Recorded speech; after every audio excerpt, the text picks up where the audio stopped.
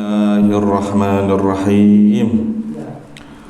Alhamdulillah, puji syukur kehadirat Allah Subhanahu wa taala atas limpahan rahmat, nikmat, karunia yang masih tercurahkan pada kita sehingga kita masih bisa melaksanakan perintah Allah, menjalankan kewajiban kita sebagai hambanya yakni salat maghrib secara berjamaah, kemudian dilanjutkan dengan kajian rutin yang mudah-mudahan amaliyah kita ini dicatat oleh Allah sebagai amal soleh yang pahalanya bisa kita jadikan bekal untuk kehidupan kita di dunia sampai akhirat. Amin ya rabbal alamin. Salawat dan salam marilah kita haturkan pada junjungan kita Nabi besar Muhammad sallallahu alaihi wasallam, kepada keluarganya, para sahabatnya serta para pengikutnya sampai akhir zaman.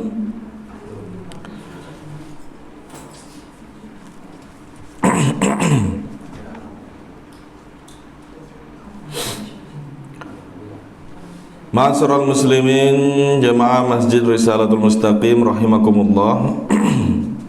Kita akan lanjutkan kembali kajian kitab Bulughul Maram kita, yang mana terakhir kali kita sudah sedikit membahas bab berkenaan dengan sholatnya musafir dan orang yang sakit, bahwa ada rukhsah atau keringanan bagi orang yang safar dan orang yang sedang sakit. Di antara rukhsah salat itu adalah apa? Napa? Dijamak dan dikosor. Termasuk rukhsah salat apabila tidak mampu berdiri boleh duduk, gak mampu duduk boleh sambil berbaring.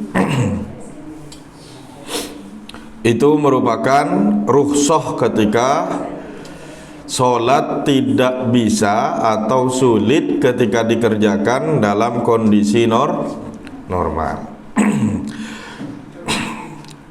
Nah, berkenaan dengan safar, kira-kira safar itu seperti apa?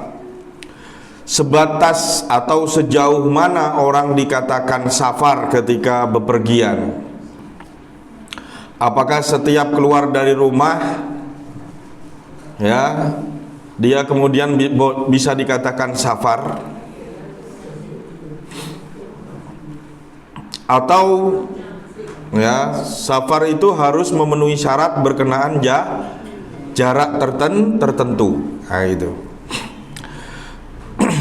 Maka disinilah kita perlu dasar dari hadis-hadis Nabi Shallallahu Alaihi Wasallam. Sejauh mana Nabi kemudian ya berdasarkan jarak ya Nabi kemudian mengambil rukhsah dalam pelaksanaan ibadah khususnya sholat.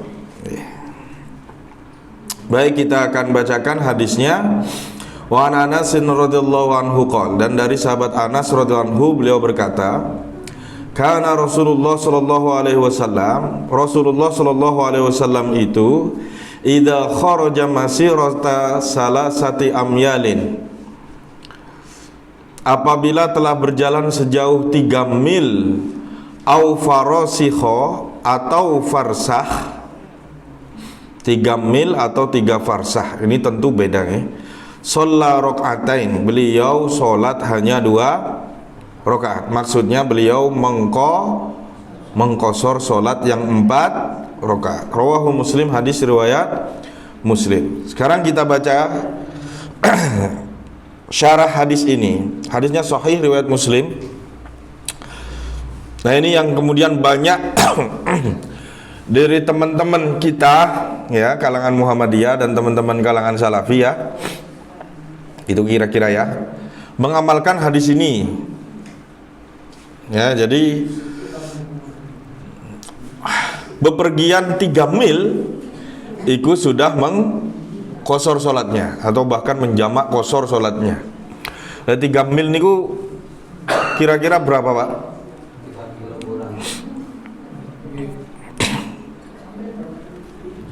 Satu mil itu 1,6 kilometer. Berarti kalau 3 mil 4 ya kira-kira 5,5 kilo. Meng 5 kilo, sini mana ini Pak? Niki sini pakai saji sudah boleh. Ini berdasarkan hadis ini. Singen numpak unta atau melampah itu wis sudah lumayan nggih, lumayan jauh sini pakai saji jalan atau naik unta.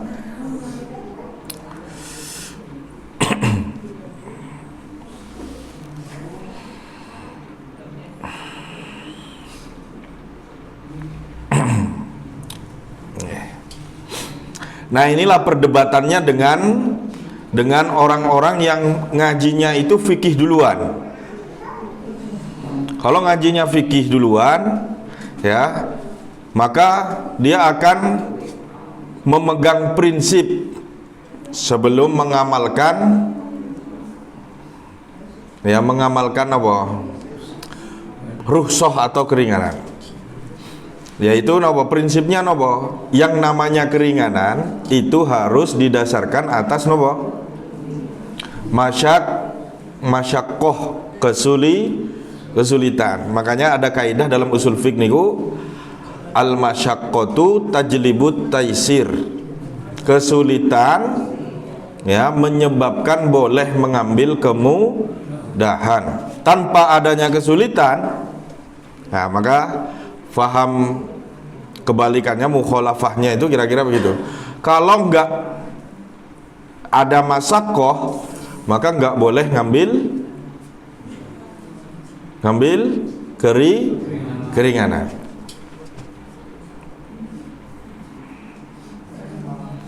Nah ini kalau pendapat ulama madhab, ya, kita bacakan ulama madhab, ya. Kalau di sini keterangannya, kalau di kitab yang kitab aslinya, coba kita bacakan. Di situ ada keterangan.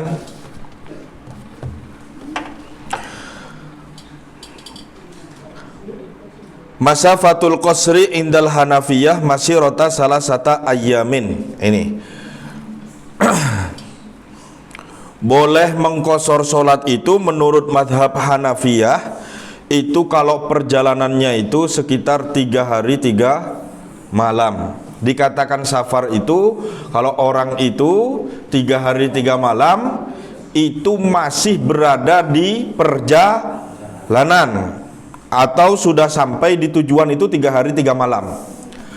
Kalau belum 3 hari 3 malam, sejauh apapun kok balik itu sudah bisa nyampe rumah sebelum 3 hari 3 malam, itu belum kategori safar yang boleh mengqasar sholat. Ini menurut madhab Abu Hanafi, Imam Abu Hanifah.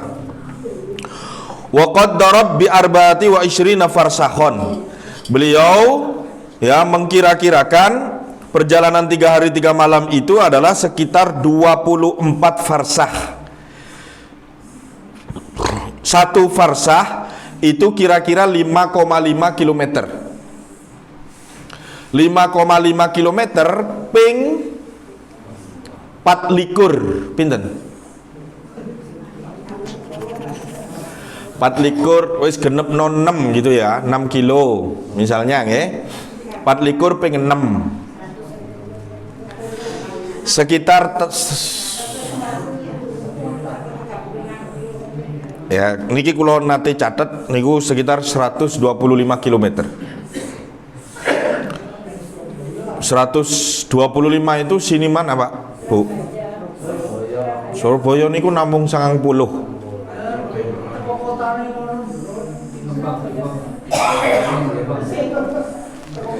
Teng Sampang niku Madura kira-kira nggih. Sampai Bangkalan nih mungkin nggih. 125 km niku. Nah itu kalau menurut Imam Abu Hanifah. Kalau kurang dari itu gak boleh ngambil rukhsah. Ini menurut madhab Imam Abu Hanifah berdasarkan jarak. Kembali lagi, saya ingin menjelaskan kalau ada orang bertanya itu bolehnya mengambil rukhsah berkenaan dengan safar itu karena 2 hal. Yang pertama masyaqqah, yang kedua jarak. Karena hadis-hadis Nabi itu mengindikasikan persoalan jarak. Ya, kalau jarak ini kemudian nggak dihitung atau nggak digubris, itu berarti gak ngereken nang hadisnya Kanjeng Nabi. Maka dua hal ini. Nih. Karena ada kemungkinan begini, jaraknya mungkin gak nyampe standar yang diyakini. Tapi ada masyakoh, macet segala macam, berat, capek begitu nggih. Kuasel. Kalau nerus no poso kangelan, boleh mokel. Salat 2 rakaat, salat 4 rakaat itu kesulitan untuk bisa dikerjakan normal karena di perjalanan meskipun kurang dari jarak yang dia yakini misalnya dalam mazhab Abu Hanifah, tapi kondisi sekarang jalanan berat misalnya, maka boleh mendapatkan rukhsahnya bukan karena jaraknya, tapi karena nopo? Masyakohnya. Gitu.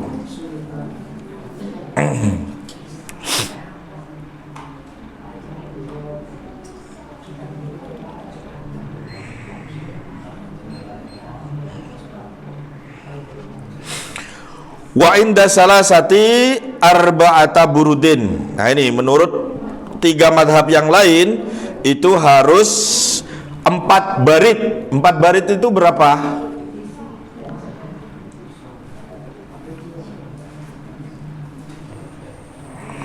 Coba tanya AI ya.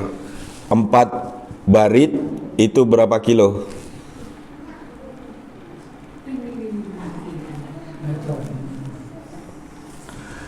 4 burut berapa kilometer? Ini loh.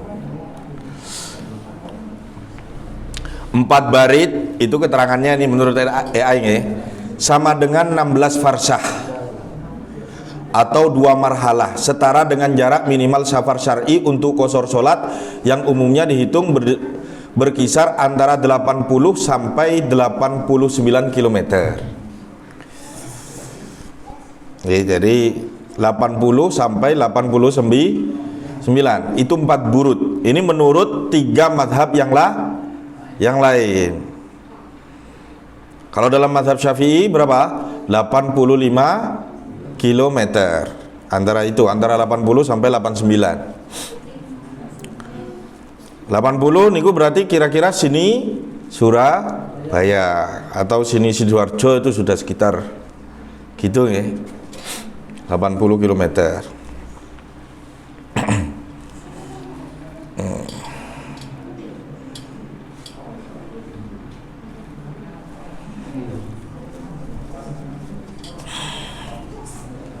Nih.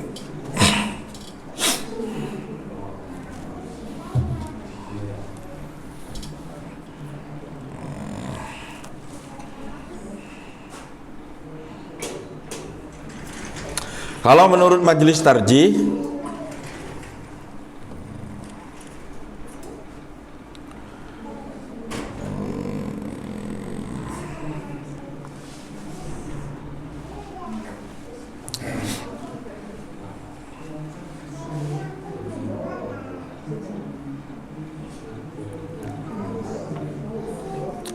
nih dalam hadis Anas bin Malik ini ya, au salah satu amyalin au farosikho, 3 mil dengan 3 farsah.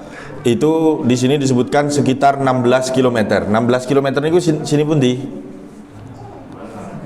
sini Malang aja sudah bisa jamak qashar. Itu hadis Ibnu Anas bin Malik itu mau.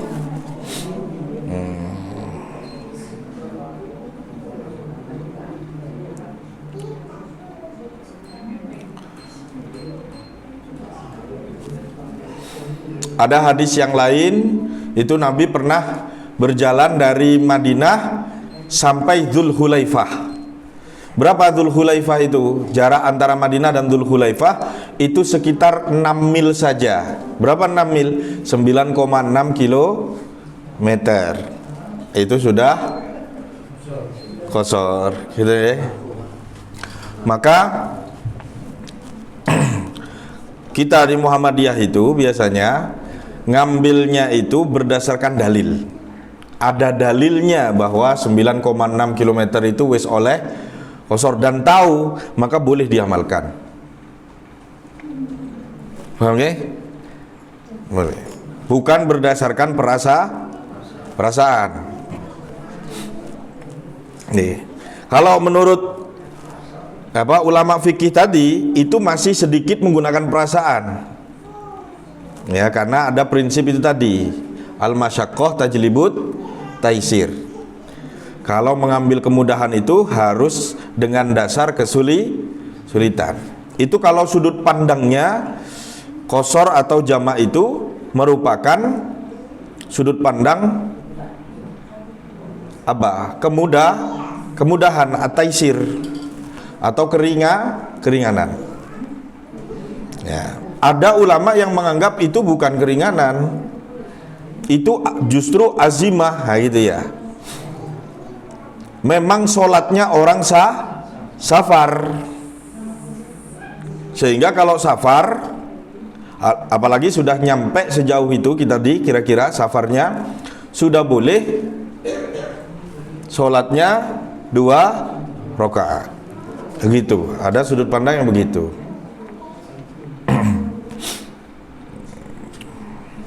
Jadi ada 3 pendapat di sini yang dikemukakan oleh Majelis Tarjih. Pertama tadi 16,5 km itu hadis yang tadi yang kita bacakan, ya, 3 farsah itu tadi.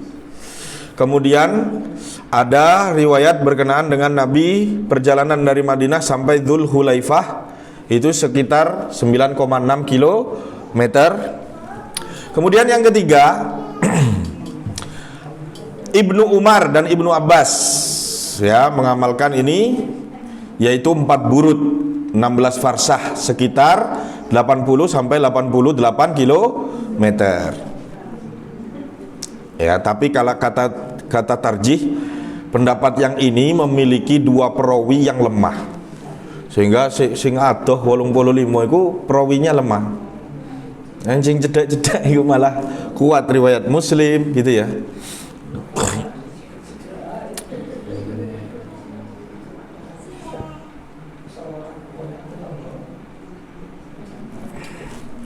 Nah, cuman majelis tarjih itu, ya, ulama tarjih itu mengatakan, ya, ulamanya Muhammadiyah memandang bahwa praktik qasar sholat dibolehkan itu berdasarkan standar urf, standar kebiasaan masyarakat di situ.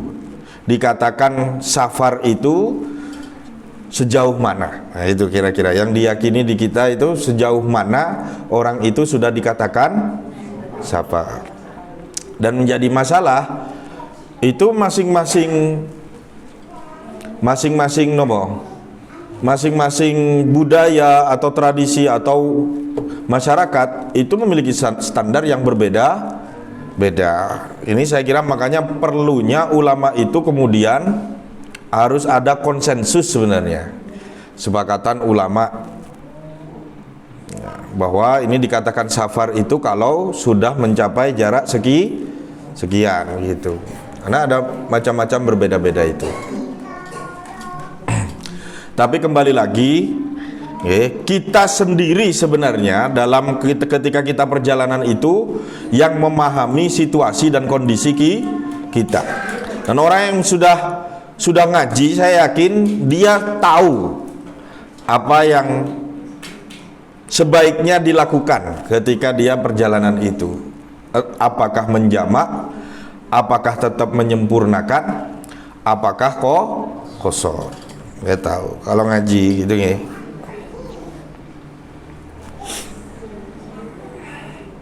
Karena ada yang gak srek, Pak. Perjalanan sini Batu ae gak srek. Gak srek oleh qasar, tetap normal.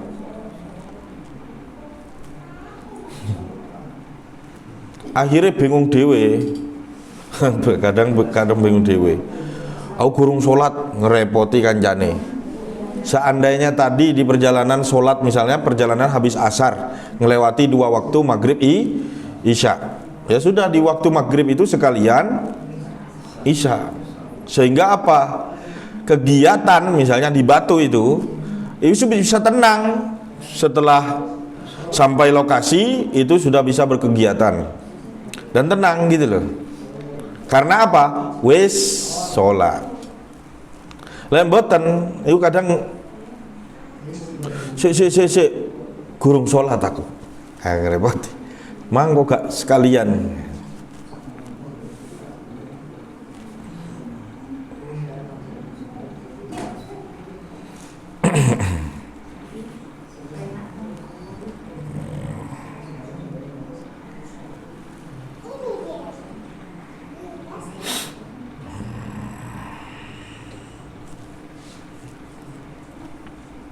Kita lanjutkan hadis berikutnya. Wa anhu, dan juga dari Anas bin Malik radhiyallahu anhu qala, berkata Anas bin Malik, kharajna ma Rasulillah sallallahu alaihi wasallam minal Madinati ila Makkah. Nah ini sekatan tadi ya. Kami pernah keluar bersama Nabi sallallahu alaihi wasallam dari Madinah menuju Makkah. Fakana yusalli rakaataini. Dan Nabi selama perjalanan sampai di Mekah itu beliau sholat hanya 2 rakaat hatta roja'na ilal Madinah, sampai kami kembali ke Madinah. Muttafaqun alaih, hadis riwayat Bukhari Muslim. Wal lafdzu lil Bukhari, adapun lafadznya yang tertera dalam kitab Bukhari, kitab Sahih Bukhari. Ini hadisnya Bukhari Muslim. Mekah Madinah niku berapa kilometer, Pak? Pinten? 400 kilometer. Dan Nabi selama di Madinah, di Mekah itu ya, itu sholatnya 2 rakaat saja sampai kembali ke Madinah. Sehingga apa? Di sini kalau dalam madhab Syafi'iyah dan bahkan mayoritas madhab ulama madhab itu memang ketika safar itu dia berniat untuk kembali, bukan untuk tinggal. Jadi selama dia kategorinya adalah orang yang safar, tidak tinggal di situ atau tidak menetap di situ, maka selama di tujuan tadi dia sholatnya hanya 2 rakaat, zuhurnya 2 rakaat, asarnya 2 rakaat, isyaknya 2 rakaat, subuh 2 rakaat, maghrib saja yang 3 rakaat.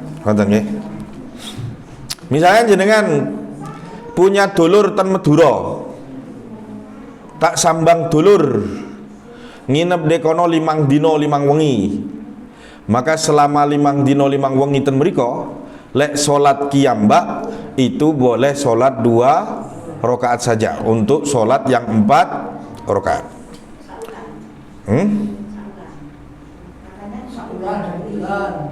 Nah, katanya siapa 3 hari? Oh. Berarti nginepnya cuma 3 hari. Yang nginepnya 3 hari kok. Nah, niki nanti kita bacakan hadis-hadisnya.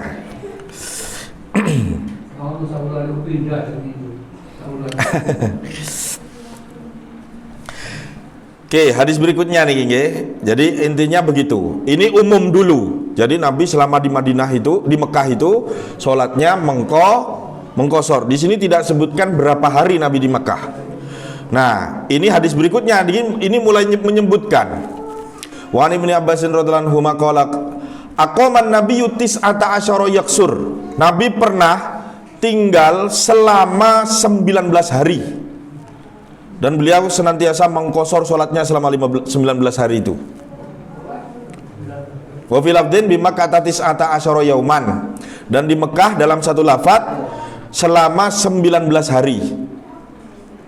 Hadis riwayat Bukhari. Wa fi riwayatin Abi Daud sab'a asyrata. Ada riwayat dari Abi Daud 17 hari. Wa fi ukhra, ada riwayat lain khamsa asyrata, 15. Jadi ada yang 15, ada yang 17, ada yang 19. Jadi Nabi 19 hari ada di Mekah itu mengkosor sholatnya.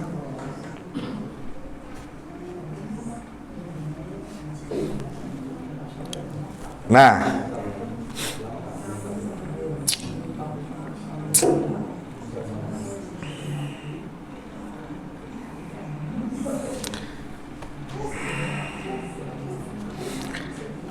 Mazhab Hanafi itu tidak menetapkan batas maksimal waktu, tinggal untuk tetap dapat mengqashar asalkan niat tetap untuk bepergian dan belum berniat untuk menetap secara permanen. Nah, ini yang kemudian jadi masalah. Ini kadang dipakai sama teman-teman Persis, Pak. Saya punya kakak tingkat itu di PPUT waktu itu, dia alumninya Pondok Persis. Dia kuliah di UMM 4 tahun S1. 4 tahun. 4 tahun S1. Dan dia merasa selama 4 tahun itu ya safar. Sehingga males dia gak Jumatan, yo gak budal nang masjid. Salat zuhur. Safar kok. Padahal ya padahal rumahnya aslinya Mojokerto. Mojokerto, tinggal di Malang selama kuliah S1 itu 4 tahun. Dia nganggepnya saya nggak tinggal permanen kok di sini. Sehingga qashar. Nah, ini sebagian pendapatnya mazhab Abu Hanifah memang begitu. Selama dia tidak merasa tinggal permanen di situ, maka boleh berapa lama saja. Mereka berpendapat bahwa niat adalah yang menentukan, bukan hanya durasi tinggal. Ya.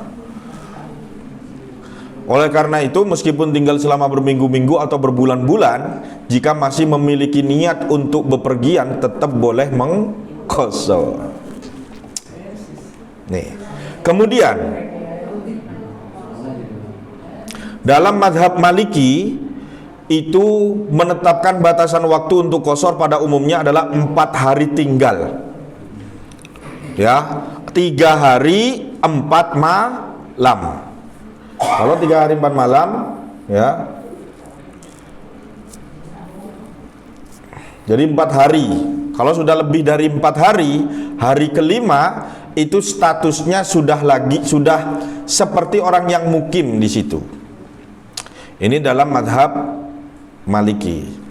Kemudian dalam mazhab Syafi'i, batas qashar adalah 14 hari atau 15 hari. Ya, atau pendapat yang kuat diantara itu adalah 15 hari. Mereka menggunakan hadis Ibnu Abbas ini sebagai salah satu dalil, di mana angka 15 dalam satu riwayatnya dipandang sebagai batas maksimal untuk tetap mengqashar. Jadi setengah bulan, lewat setengah bulan itu wis dianggap sudah bukan musafir. Ini dalam mazhab Syafi'i, ya. Kemudian mazhab Hambali, pendapat yang terkenal menetapkan batasan qashar pada 3 hari atau 3 malam. Ini adalah pendapat Imam Ahmad yang paling populer. Ya, jadi ada memang pendapat kalau wis telung dino berarti wis melok wong kampung kuno. Wis normal. Batasan boleh mengqashar mengambil rukhsahnya hanya 3 hari. Tapi kita pernah baca ada hadis dari Nabi pernah 19 hari terus kita ngamalkan berdasarkan itu, boleh apa tidak? Boleh, karena kita tahu dalilnya.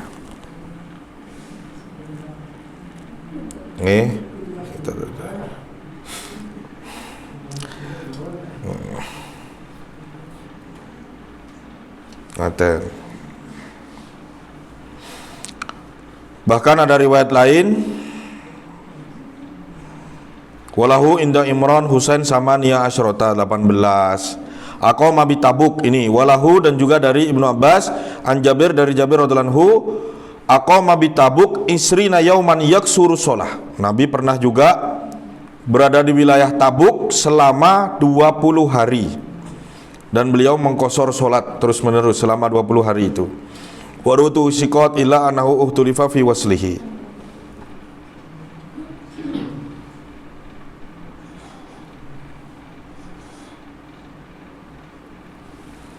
Oke, jadi begitu. Jadi itu batasannya, monggo dengan condong yang mana. Tapi ada hadis Nabi Ya itu tadi, hadis Nabi justru menyatakan di situ belasan, bahkan sampai menyentuh angka 20 hari. Monggo.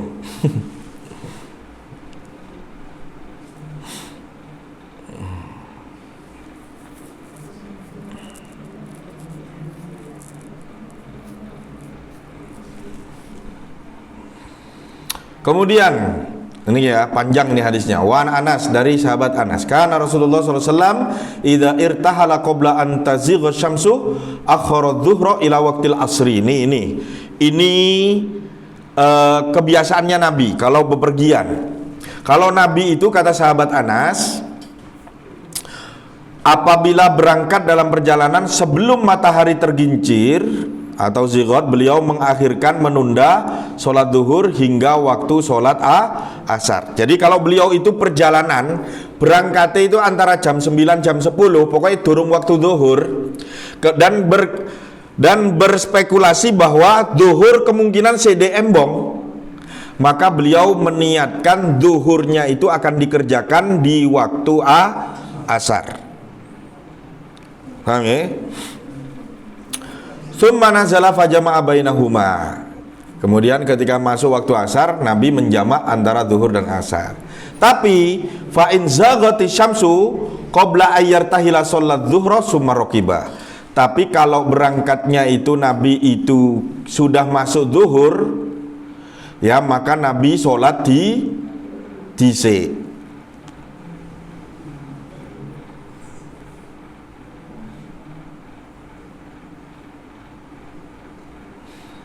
Nah, jadi seperti itu yang dilakukan Nabi. Jadi lek budal sak durunge duhur, duhure diakhirno. Tapi lek budar kate budal iku kok pas duhur, Nabi salat riyin.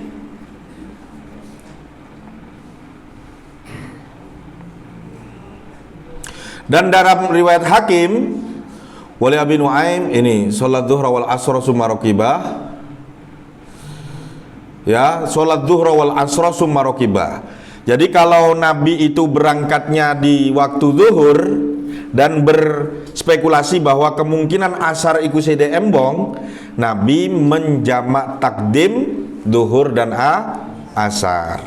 Jadi di sadurunge braudal iku sholat zuhur dan asar sekaligus, sehingga di perjalanan itu wis ngelewati waktu asar karena wis sholat asar mau dijamak takdim. Nah, jadi begitu.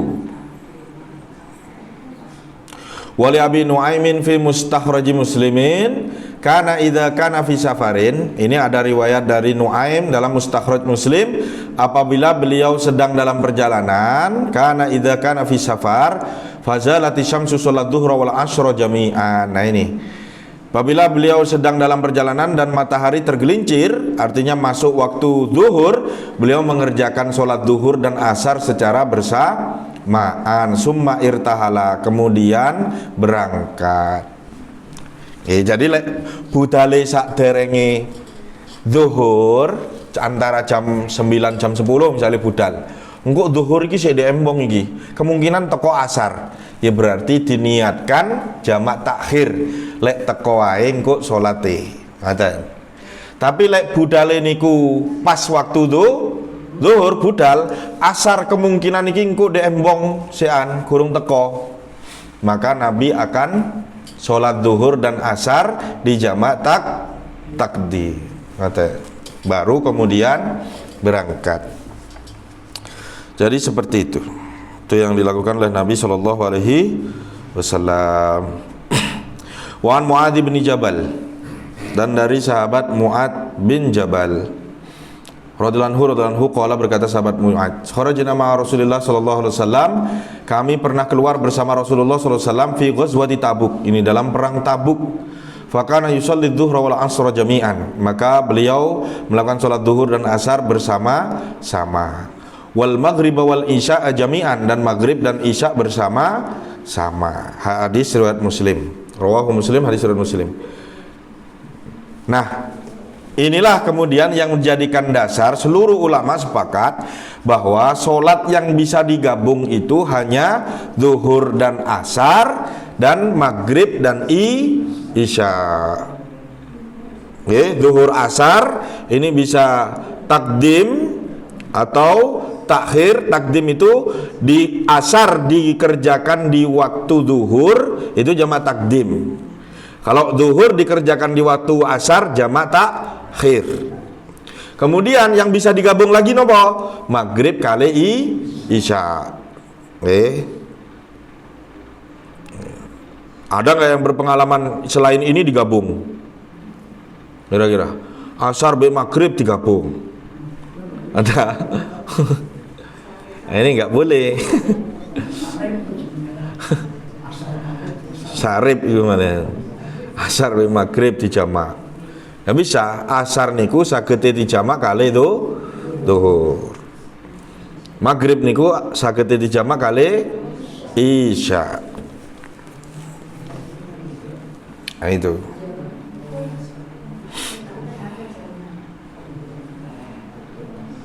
Kemudian wa Ibnu Abbas radhiyallahu anhuma, dan dari Abdullah bin Abbas radhiyallahu anhuma qala Rasulullah sallallahu alaihi wasallam, Rasulullah sallallahu alaihi wasallam bersabda, la taksuru sholata fi aqalla min arba'ati burudin. Nah ini kenapa banyak ulama yang kemudian menetapkan 4 barit minimal.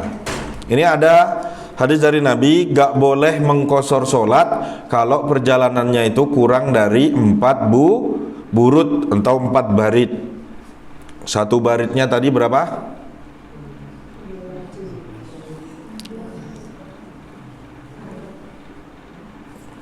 4 barit itu wis pokoknya kira-kira 88 kilometer itu wau. Kalau kurang dari itu gak boleh. Min Makkah ila Usfan. Jadi di sini disebutkan dari Mekah sampai wilayah Usfan. Rawi Ad-Darqutni bisnadin dhaifin. Tapi ini hadisnya riwayat Ad-Darqutni dengan sanad dhaif. Wa sahih wa annahu mauqufun. Adapun yang sahih ini sebenarnya hadis mauquf. Maksudnya apa? Bukan pernyataannya Kanjeng Nabi, tapi pernyataannya si Ibnu Abbas. Ibnu Abbas yang mengatakan bahwa kalau kurang dari 4 barit gak boleh kosor. Kada akhrajahu Ibnu Huzaimah. Ini sebagaimana dalam riwayat Imam Ibnu Huzaimah. Jadi itu bukan pernyataannya Nabi karena hadisnya mauquf.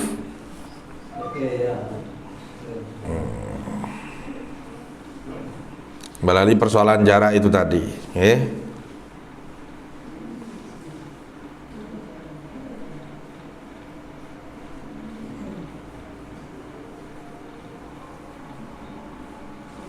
masuk benar nggih. Padahal kurang siji loro telu papat karek papat hadis sebenarnya.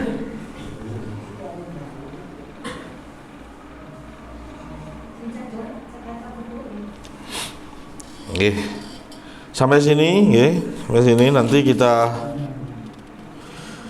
gabung pembahasannya insyaallah 2 minggu yang akan datang dengan bab baru, yaitu bab sholat Jumat. Itu kesimpulannya nanti di bagian akhir. Ada yang didiskusikan monggo sebelum adzan nggih. Uti 2 uti belakang.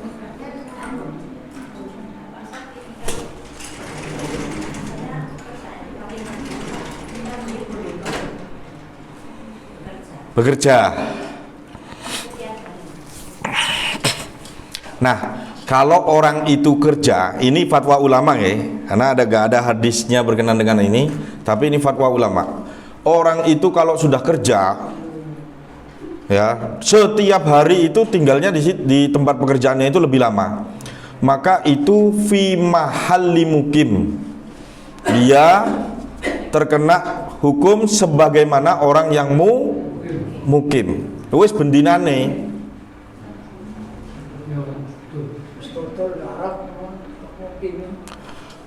Saya sama Ustadz Erik itu, ya, ketika masih ngajar di STM itu, sering mengingatkan teman-teman itu. Banyak teman-teman yang kadang rumahnya memang jauh. Ada yang dari Batu, Pak Puji itu rumahnya di Batu, ngajarnya di STM sini. Setiap jam 6 wis teko sangi sergepe bon dinten sampai asar, dan hampir setiap hari mereka itu ya wis kadang dijamak salate dikosor Setiap hari begitu. Kami ingatkan bahwa itu jenengan itu kategorinya sudah seperti orang mukim. Ya, bukan safar lagi, ya memang itu. Itu kalau fatwanya ulama begitu. Tapi wallahu a'lam ya.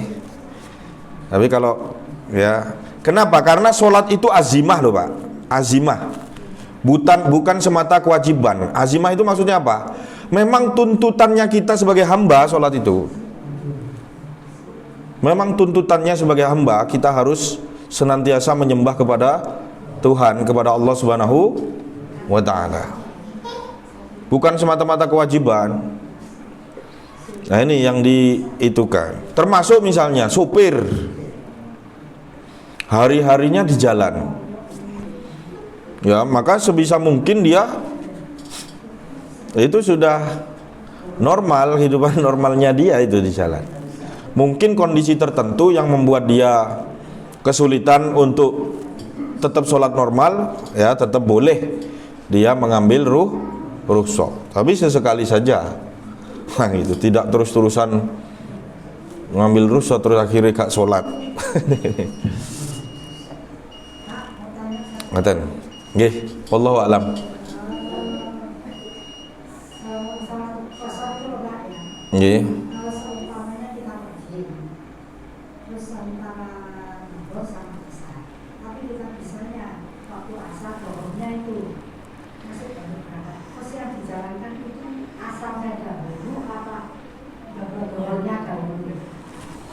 Oke, tetap zuhurnya dulu Bu. Kecuali jenengan ikut jamaah sama warga sekitar situ. Ya maka asar ya wis ikut jamaah. Nggih. Nggih, tetap yang dahulu itu tetap harus didahulukan. Maghrib dengan isya. Isya sih lagi maghrib, ya enggak, maghrib dulu baru isya. Ngoten. Di jamaah takhir, khususnya jamaah takhir, ya. Monggo, apa Pak? Gini, saya kan kadang itu pulang kampung ke Jawa Tengah. Kemudian kita bareng jalan itu bisa sholat ketika dari sana karena masih safar ya. Tapi suatu saat kita di musola untuk menjadi imam, kita laksanakan qashar atau tetap acara di sana ya, tetap salam kita. Maksudnya jamaah itu. Kalau sendirian baru di qashar gitu ya. Oke.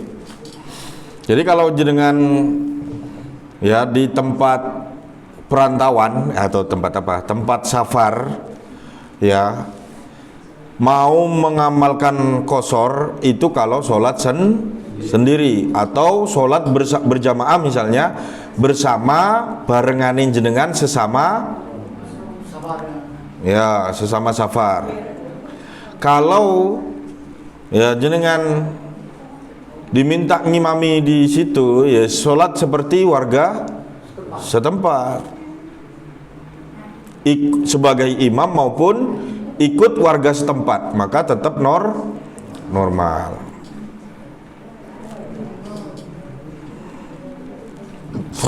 Ngoten wallahu alam. Ya, jadi pengecualiannya itu kita nggak boleh qashar itu kalau kita sholat bersama warga setempat. Ikut jamaah di situ ya ikut imamnya. HP siapa itu?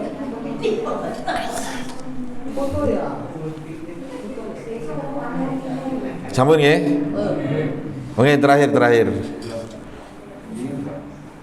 biasanya kita jadi seperti saya itu kadang-kadang pulang dari Madura itu jam 10.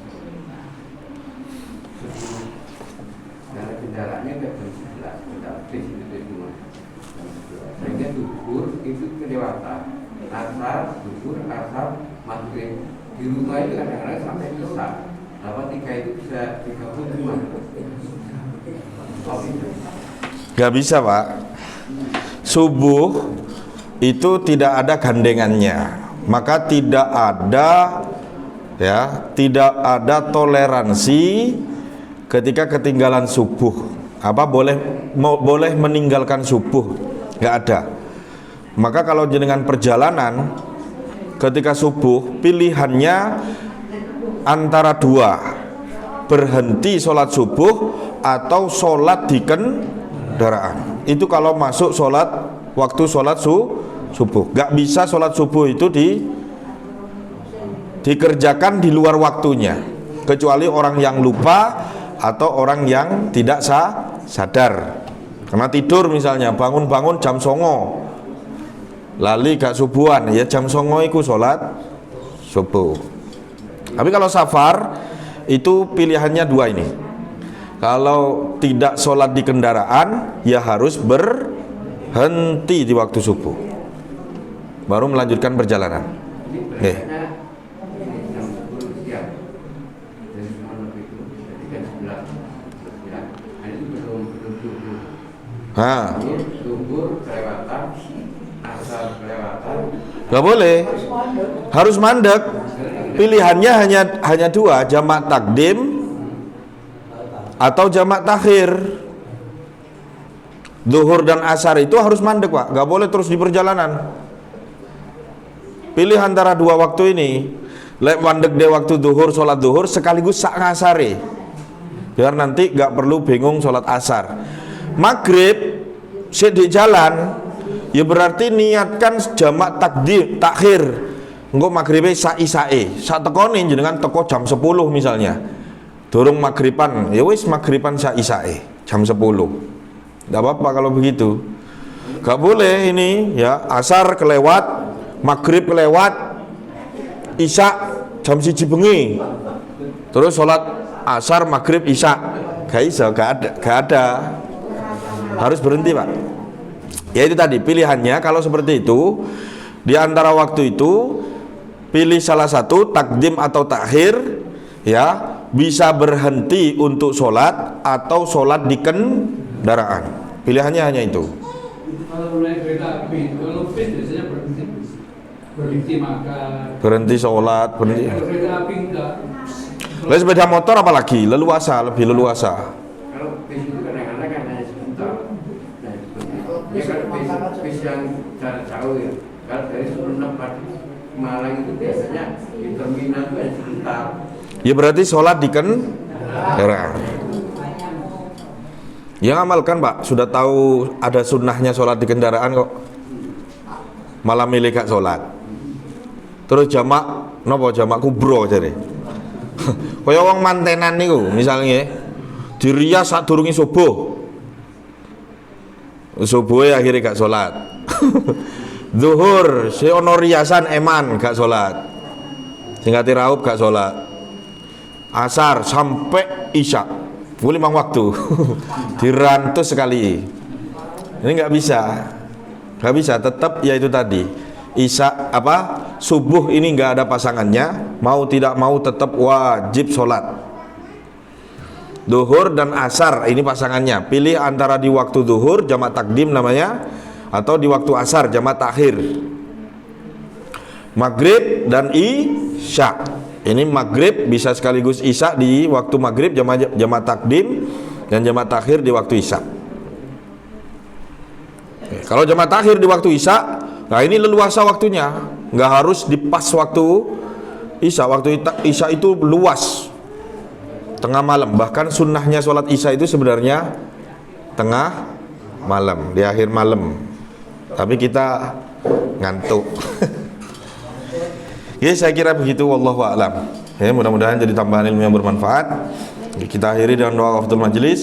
Subhanakallahumma bihamdika asyhadu an la ilaha illa anta astaghfiruka wa atubu ilaik. Walhamdulillahirabbil alamin. Assalamualaikum warahmatullahi wabarakatuh.